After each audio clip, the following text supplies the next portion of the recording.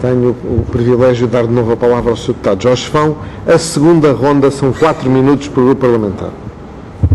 Sem tolerância. Sim, sem tolerância, sim. Não são necessárias. Muito obrigado, Sr. Presidente. Há aqui 2 ou 3 questões que eu gostaria de abordar nesta segunda ronda e, naturalmente, espero agora para obter resposta do Sr. Ministro, nomeadamente em relação a esta primeira questão, que eu lhe coloquei logo na altura e que tem a ver com o gabinete Sociedade de Advogados que foi contratada em agosto. Perguntei na altura ao Sr. Ministro se este contrato se mantém. Perguntei ao Sr. Ministro se esta sociedade se ainda se mantém em vigor no que diz respeito ao contrato e à prestação de serviços, se esta sociedade emitiu ou alguém elaborou, melhor dizendo, um parecer jurídico para sustentar a decisão política de não utilizar a prerrogativa de apresentar à União Europeia no espaço de 30 dias o dito plano de justificação e reestruturação. Ou se é uma decisão, pura e simplesmente, muito legítima, política do Governo e de Vossa Excelência, sem suportar numa análise que me parecia, no mínimo, indispensável para salvaguardar amanhã o impacto desta decisão do Sr. Ministro. Portanto, ainda o contrato mantém-se, esta sociedade ainda continua a prestar serviços, esta sociedade emitiu ou não o parecer, se esta sociedade já não está a prestar serviços e não emitiu o parecer, se alguém emitiu um parecer, que o senhor tenha utilizado para sustentar a sua decisão política, dizer não vale a pena perder tempo, será uma batalha jurídica mal sucedida e, portanto, não usamos a prerrogativa.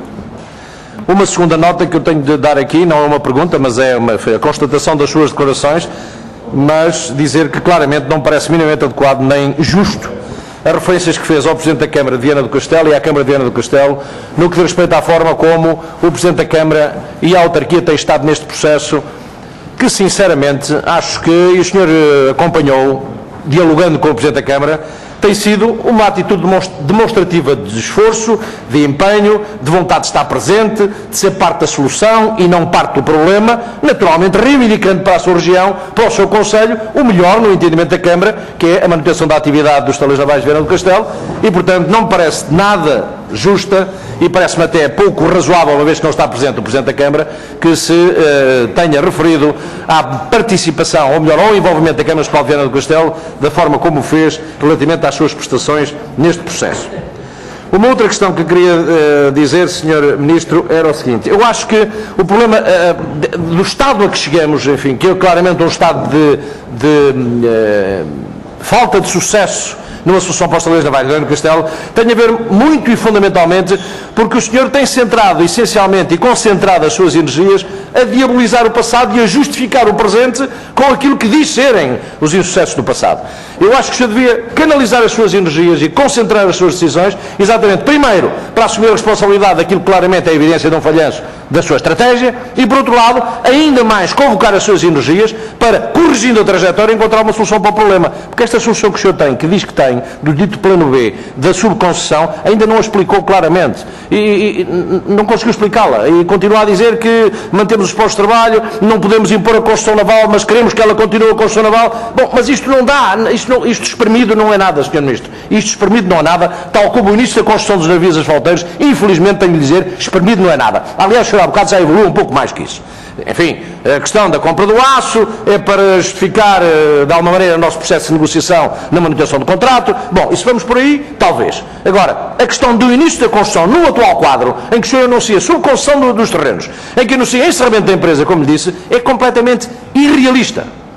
Sr. Ministro, infelizmente, é completamente irrealista. E, portanto, o que sugerimos é efetivamente isso e, sobretudo, que, como há bocado afirmou, não volta a afirmar isto, que os contribuintes portugueses sustentaram entre 2006 e 2011 os Estaleiros Navais de Viana do Castelo. Este pensamento de princípio, mais esta diabolização do passado, é que turbam de alguma maneira a sua energia e a sua visão em relação ao futuro. Termino só com estas duas questões. O Sr. Deputado Abel Batista, na sua intervenção, só preciso dizer isto, porque várias vezes tem dito isto. Enfim, isto era bom, foi quando o governo anterior, não do PS, mas anterior, geriu aquilo, nomeadamente quando a responsabilidade teve no Sr. Ministro Paulo Portas. Eu só lhe relembro, ainda bem que este documento existe. Olha, Sr. Deputado, em 2002, e não vou mais longe, em 2002, o resultado dos Estaleiros Navais de Viana do Castelo foram negativos 11 milhões de euros. Em 2003, 27 milhões de euros. Em 2004, 28 milhões de euros. Negativos. Resultados dessa gestão. convém que não esqueça isto. E por outro lado, que desde 2008, em que o volume de negócios foi de 129 milhões de euros, tem-se vindo sempre a decrescer desde 2008. Em 2008 foram 129 milhões de euros.